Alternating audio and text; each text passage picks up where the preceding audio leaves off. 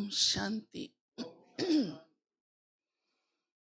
आज प्यारे बाबा ने हम बच्चों को शुद्ध संकल्प और निरसंकल्प क्या होता है, कई बार कईयों के प्रश्न उठते हैं कि किसे हम समझें कि ये व्यर्थ नहीं है या व्यर्थ है या निरसंकल्प है। तो बाबा ने बहुत सिंपल और बहुत सहज अच्छी हमें डेफिनेशन उसकी सुनाई है कि अगर सेवा अर्थ संकल्प है तो उसे शुद्ध कहेंगे। निरसंकल्प भी कह सकते हैं। ऐसे तो हम संकल्प सहित ही रहते हैं, कोई ना कोई संकल्प आत्मा में रहता है। वो अलग बात है, उसकी स्पीड हमारी कम होनी चाहिए। बहुत संकल्पों की स्पीड नुकसान करती है, आत्मा को कमजोर बनाती है और एकाग्रता सहज जल्दी नहीं हो पाती। तो जो जरूरी संकल्प है, सेवा अर्थ संकल्प है, बाबा की सेवा के लिए है, तो उसे बाबा कहते शुद्ध कहा जाएगा। बाकी योग में भी हम जब बैठते हैं तो बाबा की याद है, देही अभिमानी स्थिति है, तो वो शुद्ध है। लेकिन हाँ, कभी कभी कौन सी, हाँ, ऊपर नीचे होता है कि बैठे हैं योग में और चला रहे हैं सेवा के संकल्प, वो ठीक नहीं।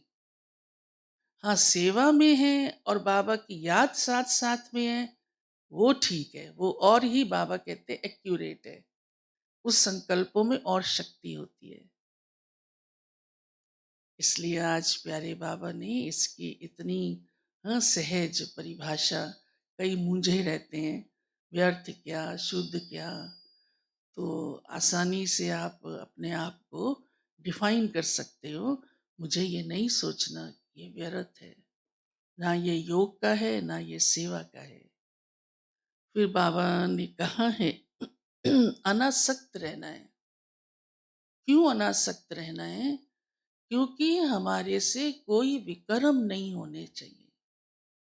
संगम युग सुकर्म करने का युग है। द्वापर कलयुग में कितने विकर्म कर लिए, और करने हैं क्या? बचना है ना। और जो पहले किए हैं ये भी हमें मालूम होना चाहिए कि उन विकर्मों को हम बाबा की याद से नाश कर रहे हैं। वो फिर भी इतने भारी नहीं पड़ेंगे अब, क्योंकि समझदार बन गए, योगी बन गए, ज्ञानी बन गए, सर्विसेबल बन गए। अब अगर हमारे से विकर्म होता है तो वो बहुत भारी है।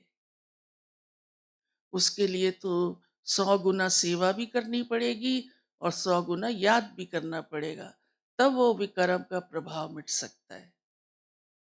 पर आज बाबा ने विकर्म हमारा ना हो तो बाबा कहते अनासक्त रहो।